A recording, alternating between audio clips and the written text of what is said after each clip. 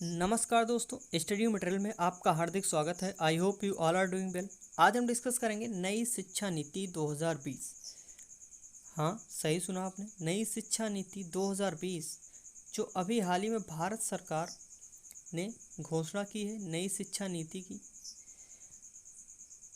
अगर किसी भी कंट्री को अपने देश के फ्यूचर को बदलना है या अपने देश को आगे ले जाना है तो उसको सबसे पहले अपने शिक्षा व्यवस्था में सुधार करना होगा। यही सब देश करते हैं। जितने भी डेवलप कंट्रीज़ हैं, डेवलप्ड की बात मैं कर रहा हूँ, जितने विकसित देश हैं, उन्होंने सबसे पहले क्या किया, अपने शिक्षा को बेहतर बनाया और फिर उसी के बिहाव पर उन्होंने अपने कंट्री को जो है आगे टॉप जो है कंट्रीज़ में लेकर गए। तो यहाँ पर मैं बात करूँ शिक्षा नीति को बदलने की, तो ये काफ़ी टाइम से चल रहा था, शिक्षा नीति को बदलना है और फाइनली ये टाइम आ गया कि शिक्षा नीति जो है 2020 वो लागू हो गई है। तो इसमें क्या क्या परिवर्तन हुए हैं, किस कमेटी के आधार पर इसको चेंज किया गया है, कौन थे इसके सदस्य, कौन हेड थे, कितने मेंबर थे, कब से चल रहा था, तो सारी चीज़ें मैं डिस्कस करूँगा। और इस वीडियो को लास्ट तक देखिएगा, आप लोग को डेफिनेटली यहाँ पर कुछ नया सीखने को मिलेगा। हालांकि इस पर काफ़ी सारे वीडियोस डल चुके हैं यूट्यूब पे, आप लोगों ने देखा भी होगा, लेकिन इसमें कुछ आप लोगों को नया सीखने को मिलेगा। तो वीडियो को लास्ट तक देखिएगा। और जो लोग इस वीडियो को पहली बार देख रहे हैं वो चैनल को सब्सक्राइब कर लेंगे, बेल आइकन को प्रेस कर लेंगे, ताकि उन्हें डेली का जो है नई चीज़ें सीखने को मिलती रहें इस चैनल पे। तो नई शिक्षा नीति की मैं बात कर रहा हूँ, तो सरकार ने यहाँ पर जो है नई शिक्षा नीति की घोषणा की है, भारत सरकार ने। अच्छा, किसने किया है, तो मानव संसाधन विकास मंत्रालय। मानव संसाधन विकास मंत्रालय के जो मिनिस्टर हैं, क्या नाम है उनका, रमेश पोखरियाल निशंक जी। इन्होंने घोषणा की नई शिक्षा नीति 2020 की। तो अब हम चलते हैं इसके इतिहास में। सबसे पहले हम कौन से जो है शिक्षा नीति को हम एडॉप्ट किया था, हमने किसके बिहाफ पे सारी चीज़ें करते थे। तो पहली बार जो इसमें परिवर्तन हुआ था 1968। 1968 में यहाँ पर परिवर्तन हुआ था पहली बार, फर्स्ट टाइम, जो कि कोठारी कमीशन के आधार पर यहाँ पर परिवर्तन किया गया था। और उन्होंने कहा था कि अगर आप अपने शिक्षा को बेहतर बनाना चाहते हैं तो जो जीडीपी है उसका 6% यहाँ पर खर्च करना होगा, 6% यहाँ पर खर्च करना होगा, तब आप अपने जो है देश के शिक्षा व्यवस्था को बेहतर बना सकते हैं। फिर सेकंड टाइम पे यहाँ पर आया 1968 में राजीव गांधी के दौरान। तो 1986 1986 का जो मेन ढांचा था उसी के बिहार पर हम लोग शिक्षा को यहाँ पर नीति को लेकर चलते थे। लेकिन 34 साल बाद हम लोग कौन सा पहले फॉलो करते थे, 1986 वाला, उसको फॉलो करते थे। तो उसके बाद यहाँ पर 34 साल बाद ये नई शिक्षा नीति जो है निकल के आई 2020। अब इसमें भी देख लेते हैं हम कि सबसे पहले यहाँ पर इसके कमेटी बनी थी, किसने इसको अध्यक्ष हेड किया था। तो 2015 में जो पूर्व कैबिनेट सचिव थे टी एस आर सुब्रमण्यम जो पूर्व सचिव थे, उनके जो है अध्यक्षता में 5 सदस्यीय कमेटी बनाई गई थी कि आप क्या कीजिए, नई शिक्षा नीति को जो है मसौदा तैयार कीजिए। और इन्होंने तैयार भी किया, लेकिन गवर्नमेंट के द्वारा उसको अप्रूवल नहीं मिला, स्वीकार नहीं किया गया और वो एक ठंडे बस्ते में चला गया। फिर यहाँ पर 2016 में एक और कमेटी बनाई गई, किसके अध्यक्षता में, कस्तूरी रंगन जो अंतरिक्ष वैज्ञानिक थे, के कस्तूरी रंगन के अध्यक्षता में एक कमेटी बनाई गई। उनको बोला गया कि आप शिक्षा नीति में मसौदा तैयार कीजिए, इसमें क्या परिवर्तन हो सकते हैं, क्या क्या नई चीज़ें जुड़ सकती हैं। तो इन्होंने उसको तैयार किया और काफ़ी टाइम बाद ये 31 मई 2019 को यहाँ पर जो है प्रस्तुत किया गया, 31 मई 2019 को। तो उसी को जो है अभी कुछ दिन पहले अप्रूवल मिला है भारत सरकार द्वारा। तो अब ये नई शिक्षा नीति 2020 है, तो इसमें हम आगे की तरफ डिस्कस करते हैं। ये तो रहा इतिहास की कैसे कैसे हुआ। ये आप लोग डेफिनेटली जो है लर्न रखिएगा कि फर्स्ट टाइम किस कमेटी के द्वारा 2015 में कमेटी बनाई गई थी, किसके अध्यक्षता में, टी एस आर सुब्रमण्यम की अध्यक्षता में यहाँ पर एक कमेटी बनाई गई थी और जो है उन्होंने इसको हेड किया था। फिर 2016 में एक कमेटी बनाई गई थी के कस्तूरी रंगन के अध्यक्षता में, और उसी की जो उन्होंने जो कमेटी के दौरान उनकी कमेटी ने जो मसौदा तैयार किया था शिक्षा नीति का, उसी को यहाँ पर फॉलो किया गया है। तो चलिए देखते हैं क्या क्या चेंजेस हुए हैं नई शिक्षा नीति में।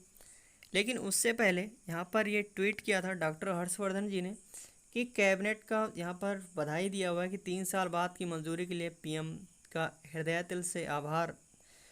और कैबिनेट का फैसला, यहाँ पर कैबिनेट ने मंजूरी दे दी है। उच्च शिक्षा क्षेत्र के लिए एक ही रेगुलेटरी बॉडी होगी, यहाँ पर इन्होंने कहा है उच्च शिक्षा क्षेत्र के लिए एक ही रेगुलेटरी बॉडी होगी। शिक्षा क्षेत्र में खत्म होगी अव्यवस्था, जो अव्यवस्था फैली हुई थी शिक्षा क्षेत्र में वो खत्म होगी। अब यहाँ पर नई शिक्षा नीति में ये घोषणा किया गया है। सबसे पहले हम बेसिक से चलेंगे, क्या क्या चीज़ें हुई हैं प्राइमरी लेवल से। तो नई शिक्षा नीति की घोषणा के अनुसार स्कूल और उच्च शिक्षा में किए जो है बदलाव में क्या होगा कि 10+2 फॉर्मेट ख़त्म हो जाएगा। अभी तक हम क्या करते थे कि 10 साल तक पढ़ते थे, उसके बाद फिर 10+2 यानी कि 10+2 का मतलब क्या कि 10 साल तक आप जो है पढ़ते रहिए। उसके बाद फिर आपका क्या माना जाएगा, 2 साल में आप सब्जेक्ट को जो है चेंज कर सकते हैं कि आपको किस स्ट्रीम में जाना है, साइंस में जाना है, आर्ट्स में जाना है या फिर कॉमर्स में जाना है, तो आप जाकर जो है चेंज कर सकते थे। लेकिन यहाँ पर इस फॉर्मेट को ख़त्म कर दिया गया है। अब कौन सा फॉर्मेट कर दिया गया है वो भी हम देख लेते हैं। लेकिन उससे पहले यहाँ पर जो है 5 बड़ी बातें हम देख लेते हैं कि क्या क्या हुई हैं। 5 बड़ी बातें ये हैं। पहला, 5वीं कक्षा तक मातृ तथा स्थानीय भाषा में पढ़ाई, यानी कि कक्षा 5 तक अगर आप चाहते हैं अपने बच्चे को मातृभाषा में पढ़ाना, यानी कि जो आपका राष्ट्रभाषा है, मातृभाषा है, उसमें जो रूरल लैंग्वेज है उसमें पढ़ाना चाहते हैं तो आप पढ़ा सकते हैं। सेकंड है, यूनिवर्सिटी कॉलेज में दाखिले के लिए कॉमन टेस्ट होगा, एक कॉमन एप्टीट्यूड टेस्ट होगा, उसको मैं आगे डिस्कस करूँगा। 6ठी कक्षा से ही व्यावसायिक शिक्षा की शुरुआत होगी। इसका मतलब ये कि आप पढ़ने के साथ साथ जो है कुशल बनेंगे, यानी कि आपकी पढ़ाई तो चलती रहेगी, साइड बाय साइड आप कुछ ना कुछ सीखेंगे। जैसे कि अगर आपका मन कर रहा है पेंटिंग करने का तो आप किसी पेंटर के साथ में रहकर पेंटिंग सीख सकते हैं। अगर आपका मन कर रहा है सॉफ्टवेयर में तो आप किसी सॉफ्टवेयर कंपनी में जाकर इंटर्नशिप का मौका ले सकते हैं, वहाँ पर सीख सकते हैं कि मोबाइल वगैरह सॉफ्टवेयर वगैरह कैसे बनाया जाता है। ये सारी चीज़ें मैं आगे डिस्कस करूँगा डिटेल में। तीसरा है ये हो गया। चौथा है, रिसर्च के लिए अब एमफिल की ज़रूरत नहीं होगी। पहले क्या होता था कि अगर आप रिसर्च करना चाहते हैं तो आपको एमफिल करना होता था, लेकिन अब ये सिस्टम क्या हो गया, ख़त्म हो गया। पांचवा है, एचआरडी मंत्रालय का शिक्षा मंत्रालय हो गया। इसका मतलब एचआरडी मतलब ह्यूमन रिसोर्स डेवलपमेंट जो है मिनिस्ट्री, यानी कि मानव संसाधन विकास मंत्रालय जो पहले था अब बदल गया है, क्या शिक्षा मंत्रालय हो गया है। तो ये भी आप लोग ध्यान रखिएगा।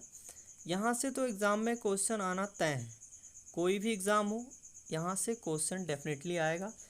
तो आप लोग जो है कंसंट्रेट होके सुनिएगा मेरी बातों को, डेफिनेटली आपको यहाँ से जो है नॉलेज गेन होगी। नेक्स्ट यहाँ पर हम चलते हैं कि ये शिक्षा नीति जो है वो 34 साल बाद इसमें बहुत बड़ा बदलाव हुआ, क्योंकि हमने अभी बताया था कि 1986 में क्या हुआ था, ये उसी का मेन ढांचा हम लेकर चल रहे थे। लेकिन यहाँ पर इसको क्या कर दिया है, बदल दिया। फर्स्ट से लेकर 3rd क्लास के बच्चों के लिए निःशुल्क होंगे नेशनल मिशन जो है वो निःशुल्क होंगे। 6th क्लास से ही बच्चों को सिखाई जाएगी कोडिंग, ये सब मैं डिस्कस करूँगा आगे। और पढ़ाई अधूरी छोड़ने पर भी मिलेगी डिग्री और मार्कशीट। अगर आप पढ़ाई छोड़ते हैं, ऐसे 1 साल पढ़ा छोड़ दिया आपने, तब भी आपको कुछ ना कुछ मिलेगा। अब हम बात करते हैं बेसिक से चीज़ों को कि प्राइमरी लेवल से चीज़ें क्या होंगी। यहाँ पर अभी हमने देखा कि 10+2 का फॉर्मेट जो है वो ख़त्म कर दिया गया है। अब कौन सा फॉर्मेट यहाँ पर लेके आया है, गवर्नमेंट ने कौन सी फॉर्मेट यहाँ पर लेके आए हैं, तो वो फॉर्मेट है 5+3+3+4, यानी कि 12वीं तक की जो पढ़ाई होगी वो 5+3+3 और +4 में होगी। इसका मतलब कि स्कूल के पहले 5 वर्ष की जो पढ़ाई होगी वो फाउंडेशन स्टेज की पढ़ाई मानी जाएगी, यानी कि बच्चे की नींव जो है 5 साल तक रखी जाएगी और इस दौरान छात्रों के लिए मजबूत नींव तैयार की जाएगी। इसका मतलब यह कि अगर आप कंस्ट्रक्शन करवाते हैं, घर बनवाते हैं, तो सबसे पहले क्या करते हैं, नींव ही तो रखते हैं। नींव अगर आपकी मजबूत है तो आप कितने भी जो है फ्लोर बना सकते हैं, आपको कोई भी प्रॉब्लम नहीं आएगी। चाहे भूकंप आए, कुछ भी है, आपका जो है वो घर नहीं गिरेगा। तो आप कितने भी जो है फ्लोर बना सकते हैं अगर आपका नींव मजबूत है तो यहाँ पर गवर्नमेंट यही कह रही कि सबसे पहले आप जो है नींव मजबूत करो, तभी हम उसमें अच्छी चीज़ें जो है कर सकते हैं। तो यहाँ पर जो 5 साल हैं उसमें बच्चों के लिए नींव तैयार की जाएगी और इसका जो कैरिकुलम होगा वो एनसीईआरटी द्वारा तैयार किया जाएगा। जो कैरिकुलम होगा वो एनसीईआरटी द्वारा तैयार किया जाएगा। तो प्री प्राइमरी जो होगा उसके 3 वर्ष, अभी मैं 5 साल की बात कर रहा हूँ, मैं प्री प्राइमरी के 3 वर्ष और पहली और दूसरी कक्षा शामिल है। इसका मतलब 5 साल कौन से हुए, 5 साल वो हुए कि प्री प्राइमरी के 3 वर्ष, उसके बाद फिर फर्स्ट क्लास और सेकंड क्लास में बच्चा जाएगा, तब ये क्या होंगे, 5 साल पूरे हो जाएंगे और ये 5 साल होंगे न्यू। नेक्स्ट फिर यहाँ पर 3 की मैं बात कर रहा हूँ। 3 क्या है,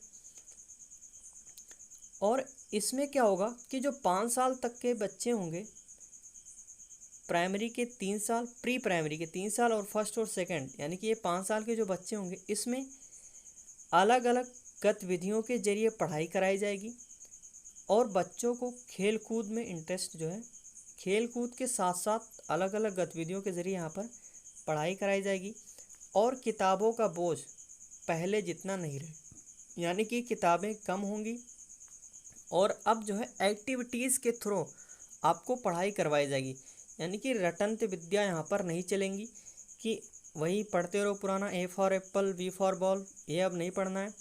आपको एक्टिविटीज़ के जो है तरीके से पढ़ाई करवाई जाएगी, बिल्कुल प्रैक्टिकल होकर। तो और आने वाले समय में जो छोटे बच्चे हैं वो स्कूल में जाएंगे, वो बहुत ही लकी होंगे। ये जब शिक्षा जो है नीति लागू होगी, हालांकि तो अभी तो कैबिनेट की मंजूरी मिली है, आगे ये लागू होगी। इसके बाद अगले 3 साल यानी तीसरी कक्षा से, अब ये 5 साल तो हो गए, 5 साल तक न्यू तैयार हो गया, फाउंडेशन तैयार हो गया। अब मैं बात कर रहा हूँ तीसरे यानी कि 3 साल की। तो अगला जो 3 साल होगा तीसरी कक्षा से और 5वीं, भाई तीसरी, फोर्थ और 5वीं 3 साल हो गए ना, तो 3 साल से यानी कि तीसरी कक्षा से 5वीं तक कक्षा की जो पढ़ाई होगी उसमें छात्रों को भविष्य के लिए तैयार किया जाएगा, फ्यूचर के लिए उन छात्रों को तैयार किया जाएगा। कब से, कक्षा 3 से लेकर और कक्षा 5 तक। उसके बाद फिर यहाँ पर जो है ये प्री प्राइमरी के 3 और पहली दूसरी कक्षा शामिल है। उसके बाद फिर यहाँ पर ये चीज़ें हैं कि खेल कूद और अन्य गतिविधियों में सारी चीज़ें बता ही चुका हूँ आप लोगों को। फिर कक्षा 3 से कक्षा 5 तक की पढ़ाई से छात्रों का भविष्य तैयार होगा। उसके बाद छात्रों का विश्लेषण क्षमता बढ़ाया जाएगा। इसमें क्या होगा, छात्रों की जो विश्लेषण क्षमता है वो बढ़ाई जाएगी। और कक्षा 6 में पहुंचने के बाद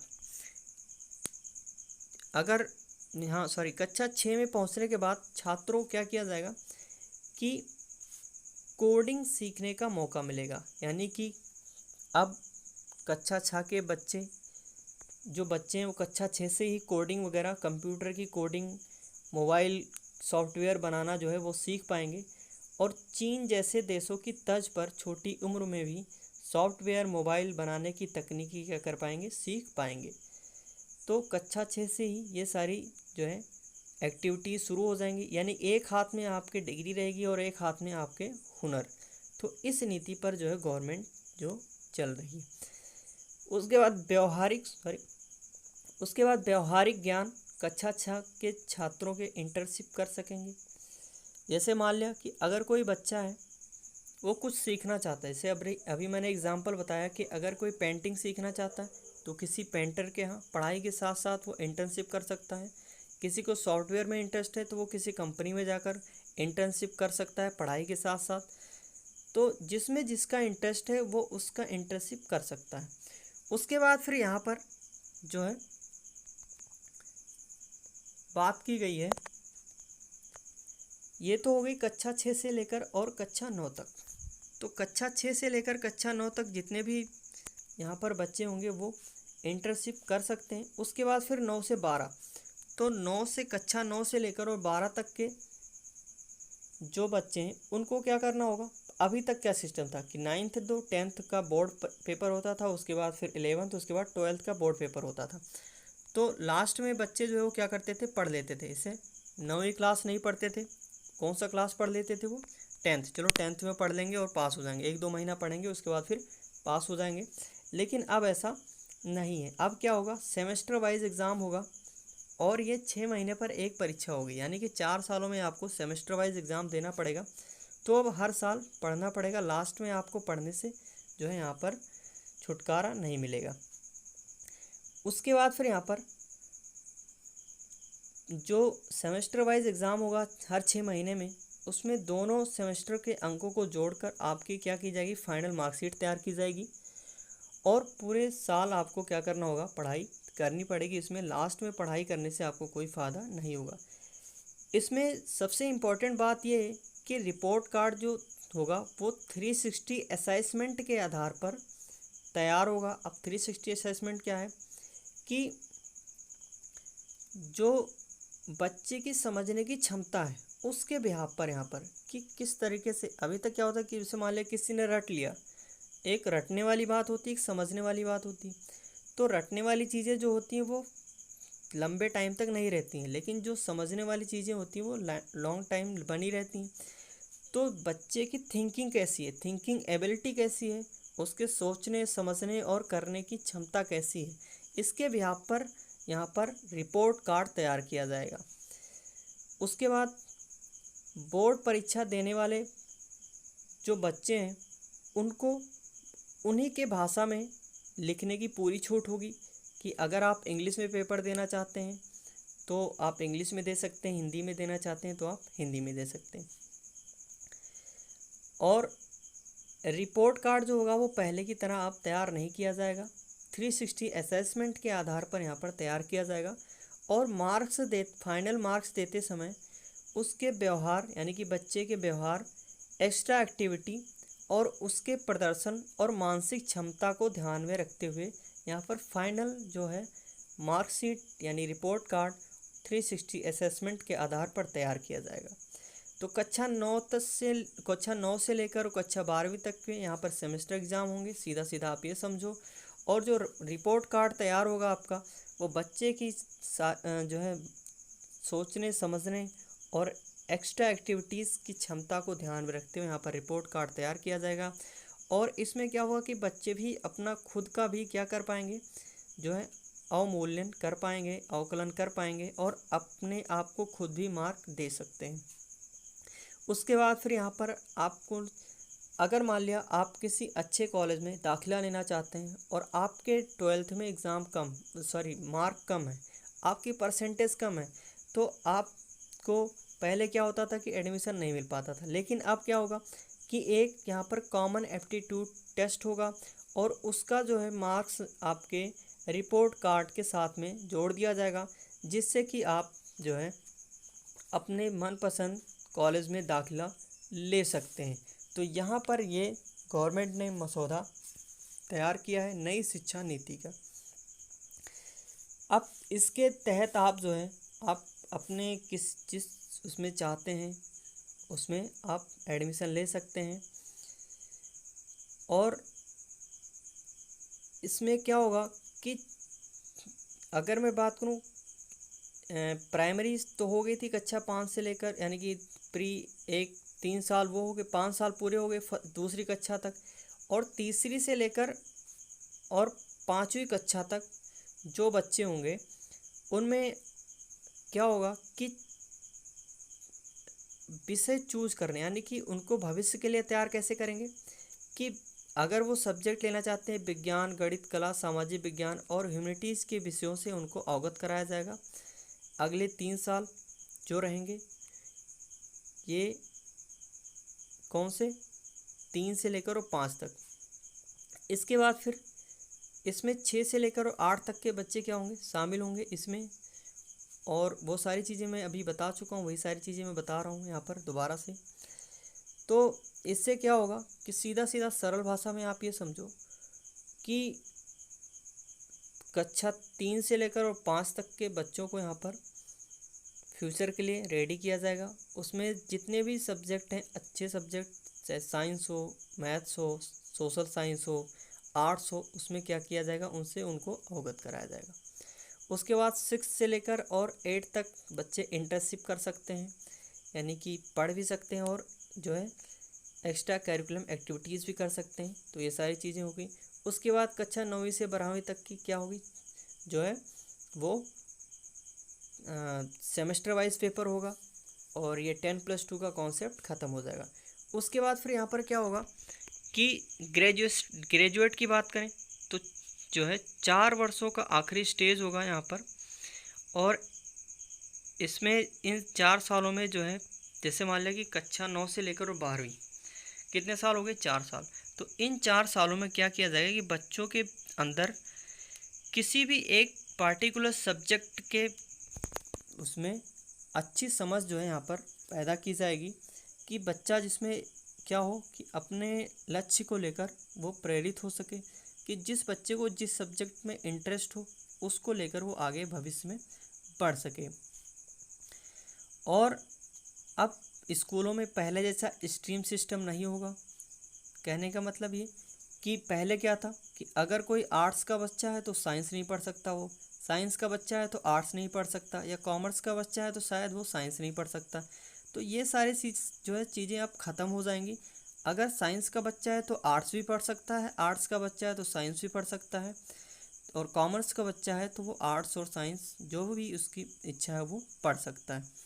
तो यहाँ पर क्या होगा कि चीज़ें जो हैं और बेहतर हो जाएंगी, और ये जो है एक देश क्या होगा कि फ्यूचर की तरफ डेवलप, यानी कि एक नई पीढ़ी की तरफ जो है डेवलप होगा और अच्छा जो है शिक्षित होगा। तो यहाँ पर ये सारी चीज़ें जो है वो गवर्नमेंट लेकर आ रही है। इसमें काफ़ी सारी चीज़ें अभी पेंडिंग में हैं।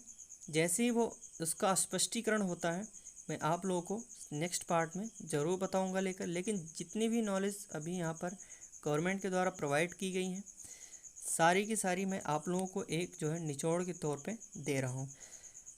और अभी मैंने बताया कि 5वीं तक की पढ़ाई आप मातृभाषा में करवा सकते हैं, जैसे कि राष्ट्रभाषा में अंग्रेज़ी में अगर पढ़ना चाह रहे हैं तो अंग्रेज़ी जो है, अगर उसमें अंग्रेज़ी की पहले क्या होती थी कि अनिवार्यता रहती थी, लेकिन अब अंग्रेज़ी की अनिवार्यता नहीं रहेगी।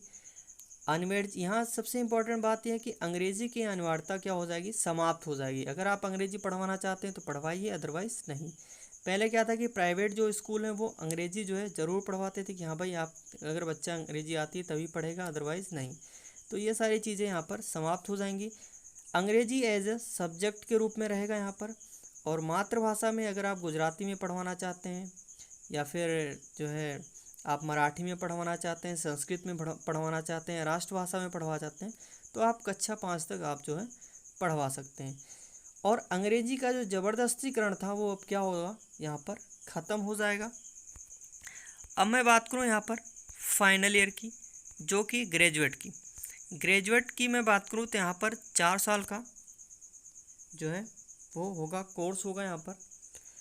फर्स्ट ईयर, जैसे मान लिया कि फर्स्ट ईयर की पढ़ाई आपने की और आपका जो है किसी कारणवश फर्स्ट ईयर का, चाहे फाइनेंशियल प्रॉब्लम हो या कोई भी फैमिली प्रॉब्लम हो, आपने फर्स्ट ईयर पढ़ाई करके छोड़ दी। नेक्स्ट कुछ सालों बाद आप फिर से ज्वाइन करना चाहते हैं तो आप उसको ज्वाइन कर सकते हैं। तो अगर आप फर्स्ट ईयर तक पढ़ते हैं तो आपको एक सर्टिफिकेट दिया जाएगा कि हाँ आपने 1 साल तक की पढ़ाई की है। सेकेंड ईयर तक अगर आप पढ़ते हैं 2 साल तक अगर पढ़ते हैं और फिर आप पढ़ाई छोड़ते हैं तो आपको एडवांस डिप्लोमा दिया जाएगा। और अगर आप 3 साल तक की पढ़ाई पूरी करते हैं और उसके बाद फिर छोड़ते हैं तो आपको बैचलर डिग्री मिलेगी, जैसा कि अभी मिलती थी। और अगर आप 4 साल तक पढ़ाई करते हैं तो आपको बैचलर डिग्री के साथ साथ रिसर्च की डिग्री भी मिलेगी। यानी कि आप 4 साल तक पढ़ाई कीजिए तो आपको डिग्री तो मिलेगी, लेकिन आप रिसर्च की डिग्री भी साथ में लेके जाएंगे। तो यहाँ पर ये सारी चीज़ें जो है निकल के आई हैं नई शिक्षा नीति के उसमें। तो मेन बेसिक बेसिक फंडा था। इसमें मैं एक बार आप लोगों को रिवाइज करवा देता हूँ कि जो इसकी फर्स्ट टाइम जो कमेटी तैयार हुई थी वो कौन सी थी 2015 में, किसके अध्यक्षता में। तो टीएस जो है सुब्रमण्यम, TSR सुब्रमण्यम ने इसको हेड किया था। 5 सदस्यीय कमेटी थी, लेकिन उसको गवर्नमेंट के द्वारा अप्रूवल नहीं मिला था। उसके बाद फिर सेकंड 2016 में बनाई गई। के कस्तूरी रंगन जो कि आंतरिक साइंटिस्ट थे, उन्होंने जो है यहाँ पर इस कमेटी को अध्यक्ष किया और यहाँ पर 31 मई 2019 को इसको प्रस्तुत किया गया कैबिनेट के द्वारा और अब इसको कैबिनेट की मंजूरी मिल गई है। उसके बाद 10+2 का यहाँ पर जो सिस्टम था उसको ख़त्म कर दिया गया है। अब यहाँ पर क्या होगा कि 5+3+3+4 का यहाँ पर फॉर्मेट चलेगा। इसका मतलब कि प्री प्राइमरी के 3 साल और फर्स्ट और सेकंड के 2 साल। उसके बाद 3 से यहाँ पर आप 5 तक पढ़िए, जिसमें फ्यूचर के लिए तैयार किया जाएगा। फिर 6 से 8 तक जो है यहाँ पर आपको हुनर और प्लस पढ़ाई दोनों चलेगी। फिर आपका 9th से लेकर और 12th तक आपको यहाँ पर किसी एक सब्जेक्ट में आपको निपुण बनाया जाएगा। कहने का मतलब ये कि आप जो है जो स्टूडेंट होगा उसको यहाँ पर बहुमुखी प्रतिभा का जो है बनाया जाएगा। यानी कि सब कोई होता नहीं, इस कहते हैं कि हाँ भाई ये व्यक्ति है, ये बहुमुखी प्रतिभा का धनी है। तो बहुमुखी मतलब कि उसको सारी चीज़ें पता है, किसी भी क्षेत्र में पूछो तो उसको सब कुछ नॉलेज है। तो इसका मतलब ये कि अगर कोई भी प्रॉब्लम आती है, जैसे कि अभी पेंडेमिक चल रहा है, कोविड-19 पेंडेमिक चल रहा है, तो उसमें काफ़ी सारी बेरोज़गारी जो है वो आ गई। काफ़ी कंपनियों ने जो है कई लोगों को निकाल दिया है। तो इसमें क्या होगा कि कई लोगों को स्किल की कमी रहती है, तो वो लैग करते हैं वहाँ पर। तो इसमें क्या होगा कि जो आगे के अब आने वाले टाइम पे जो बच्चे होंगे वो एजुकेशन से तो जुड़े रहेंगे, लेकिन उनके अंदर कुछ ना कुछ क्वालिटी होगी कुछ करने की। जैसे कुछ वो बना सकते हैं, खुद मेड कर सकते हैं, खुद को एक डेवलपर के तौर पे प्रस्तुत कर सकते हैं। तो इसी को यहाँ पर फोकस किया जा रहा है कि टोटल ओवरऑल अगर इसका मैं आपका निचोड़ बताऊँ एक लाइन में, तो कहने का मतलब ये है कि आत्मनिर्भर बनाने की यहाँ पर जो है ये प्रोसेस चल रहा है कि आप पढ़ाई के साथ साथ आत्मनिर्भर बने। अगर कोई पैंडेमिक आती है तो आप अपने आप को सरवाइव कर सकें। तो एक हाथ में आपकी डिग्री भी होनी चाहिए और एक हाथ में क्या होना चाहिए, हुनर भी होना चाहिए। कि जहाँ पर डिग्री की आवश्यकता हो वहाँ डिग्री लगाइए, जहाँ पर हुनर की आवश्यकता वहाँ पर आप हुनर जो है दिखाइए। तो ओवरऑल जो है कॉन्सेप्ट यही था और आई होप कि आप लोगों को समझ में आया होगा। अगर समझ में आया है तो इस वीडियो को प्लीज़ लाइक कीजिएगा और ज़्यादा से ज़्यादा शेयर कीजिएगा, ताकि और लोग जो भी वो इससे अवगत हो सकें। और आप लोग शिक्षित हैं, पढ़ रहे हैं, कॉम्पिटिटिव एग्ज़ाम की तैयारी कर रहे हैं या करने वाले हैं, तो आपको ये सारी चीज़ें पता होनी चाहिए कि क्या क्या चीज़ें चल रही हैं, क्या क्या अपने जो है इसमें हो रहा है, कंट्रीज़ में हो रहा है, वो सारी चीज़ें आपको पता होना चाहिए। और यहाँ पर सबसे बड़ी बात यही है कि इसमें क्या होता है कि शिक्षा, जैसे कि कहते हैं कि अगर जो है एक लड़की पढ़ती है तो वो 10 लोगों को शिक्षित करती है, और एक लड़का पढ़ता है तो सिर्फ वो अकेले को शिक्षित करेगा। तो यहाँ पर चीज़ें वही हैं कि सभी लोग शिक्षित हों, सभी लोग पढ़ें और सभी लोग आगे बढ़ें, तभी क्या बढ़ेगा, हमारा देश बढ़ेगा। अगर शिक्षा है तो फिर वो कंट्री भी क्या होती है, डेवलप होती है। नए नए विचार निकल के आते हैं, नई नई थिंकिंग डेवलप होती है और नए नए एंटरप्रेन्योर निकल के आते हैं, नए नए उद्यम निकल के आते हैं। तो यहाँ पे क्या होता है कि रोज़गार भी बढ़ता है और भाई जीडीपी ही बढ़ेगी तभी सारी चीज़ें होती हैं। लेकिन यहाँ पर ध्यान देने वाली बात ये होगी कि अब जो है यहाँ पर गवर्नमेंट वो प्लान कर रही है कि 6% जो है वो जीडीपी का खर्च किया जाएगा। यानी कि अगर मैं बात करूँ तो अभी अमेरिका की बात करूँ तो 5% के अप्रॉक्स में खर्च कर रहा है, और भी अदर कंट्रीज़ की बात करूँ तो मैं 5, 6, 7 ऐसे इसी के आसपास शिक्षा पे खर्च कर रहे हैं, क्योंकि उनको पता है कि अगर हम शिक्षा व्यवस्था को जो है हर लेवल पे ले आते हैं तो हमारी कंट्री ऑटोमेटिक डेवलप हो जाएगी। तो वही सारी चीज़ें कि यहाँ पर जो है ये लेके आए हैं शिक्षा नीति को 2020, तो इसी को लागू कर दिया जाएगा। इसके बारे में और भी कोई अपडेट आती है तो मैं आप लोगों को ज़रूर बताऊंगा। तो इस वीडियो को आप लोग जो है ज़्यादा से ज़्यादा जो है शेयर कीजिए ताकि और लोग इससे अवेयर हो सकें, और इस चैनल को लाइक जो है सब्सक्राइब कर लीजिएगा, बेल आइकन को प्रेस कर लीजिएगा ताकि आप लोगों को डेली का अपडेट मिलता रहे। तो धन्यवाद। जय हिंद, जय भारत।